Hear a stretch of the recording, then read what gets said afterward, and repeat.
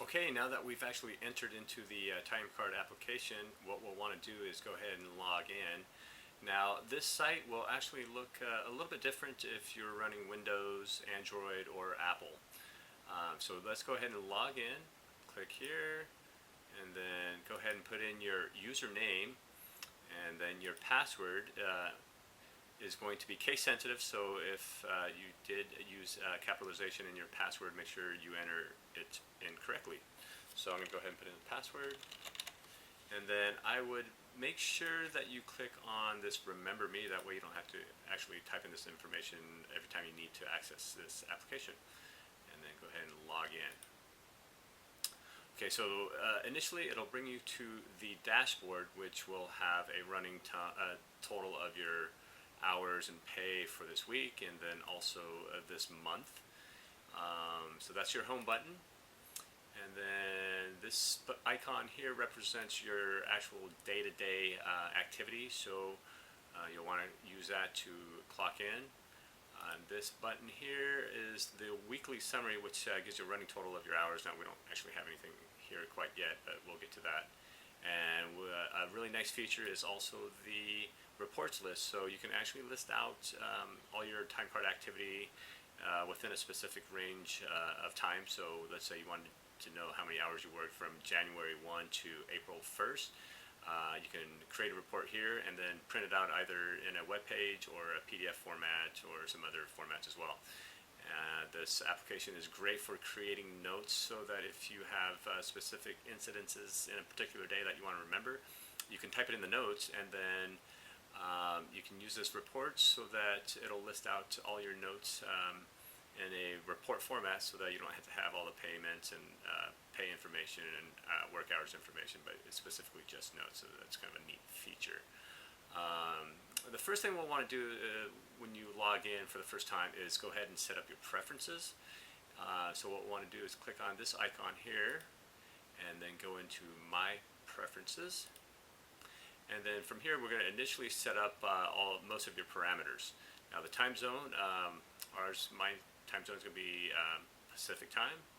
I'm going to go ahead and let it round to the nearest minute. I'm not sure, maybe there are some jobs that may round up or down in different increments, but you can change that here. We have a hour format that you can either do 12 hours AM PM, or you can do military time. I prefer doing the military time, so I'm going to click on 24 hour. And then my pay period starts on Sunday and goes through Saturday, so I'm going to go ahead and leave that blank here. I know some people, their pay structure may start on Wednesday or some other day, and you can actually change that here, but I'm going to go ahead and keep it on Sunday.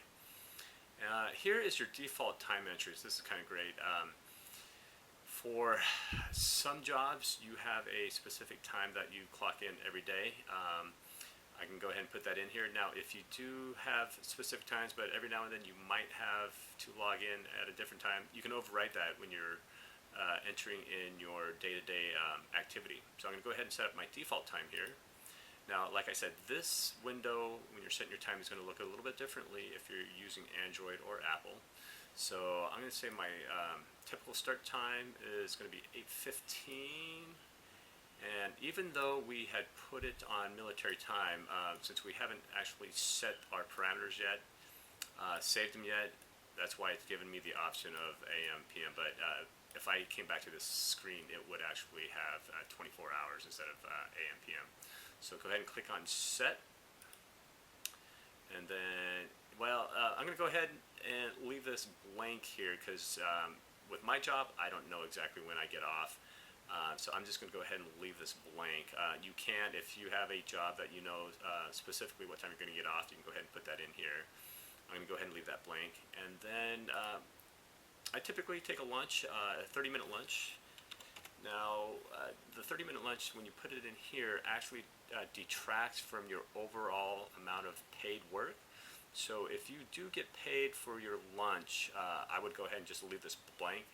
I know sometimes people don't take their lunches, and they take their lunch at home.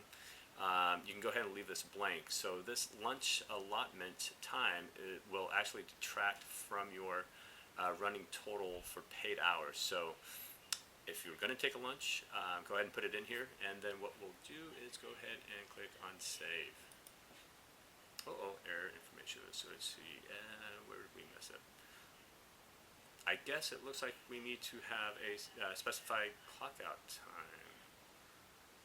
Alright, well let's go ahead and set it. And like I said, when you're in the day-to-day entry for time, you can go ahead and override this. So click on save, and it looks like we've got it. So I'm going to go ahead and click on home. Now we've got our clock in, clock out time set.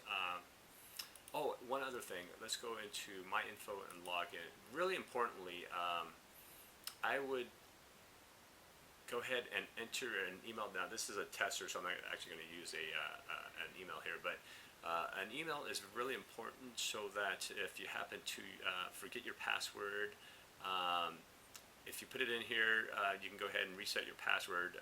Your password is actually not stored in a visible manner that we can actually see. So what happens is that the computer will just ask you to reset your password, but we have to have an email to actually correspond with you. So it's really important that you do actually put an email in here. So let's go back and click on home. Let's go to pay rates. Now click on here to start your pay rate. Now it looks like we can go ahead and create different, so if you happen to get paid at a certain time, a pay rate at a certain time, or a certain range of times, you can enter the start time here and date here. I know I get paid at one rate, so I'm going to go ahead and leave that blank, and I am going to put my hourly rate here, which I will use a fictitious one. Let's go ahead and put $10, and then overtime rate, we might have to do some math or pull out a calculator.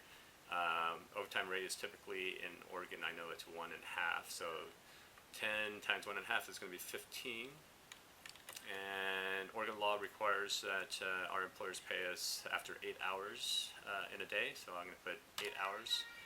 If you happen to work, you can change it per day or per week. I'm going to go ahead and keep it per day since I get paid overtime after 8 hours. And down here, notes, you can put in some notes. I'm going to go ahead and just go ahead and save it. Okay, now we have our pay rate set up and our clock in, clock out default time set and our lunch hour set, and we're ready to go.